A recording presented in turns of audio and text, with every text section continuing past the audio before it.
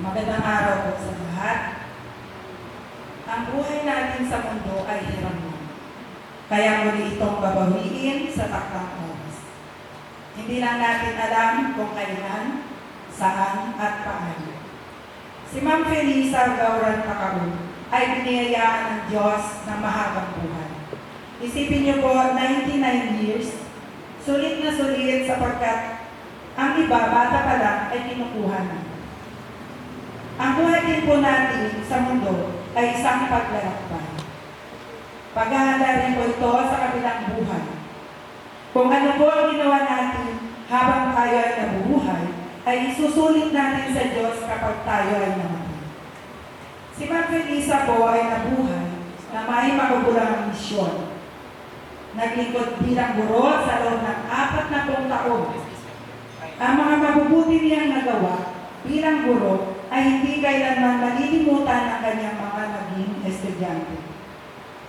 Sinasabi ng isang guro ay hindi kailanman mamamatay dahil ang kanyang mga itinuro ay patuloy na mabubuhay sa puso ng kanyang mga estudyante at sa komunidad. Si Ma'am Felisa ay bahagi na ng pundasyon at kasaysayan ng San Roque 1 Elementary School.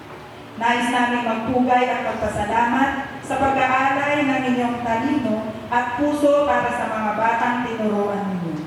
Maraming salamat po sa inyo, Ma'am. Sa pamilya ni Ma'am Felisa, salamat sa pagpapahiram ninyo sa kanya sa amin. Isang karangalan para sa aming mga naiwang guro na ituloy ang nasimulan ng mga tulad niyang mag-aral ng buhay para sa edukasyon. In behalf of San Roque 1 Elementary School, sa pamumuno po ng aming principal, Sir Vladimir J. Ordina, ipinapaabot po namin ang aming taus-pusong pakikiraman sa pamilya ni Ma'am Felisa. Dalangin po namin ang kapayapaan ng kanyang kaluluwa. Muli, magandang umaga.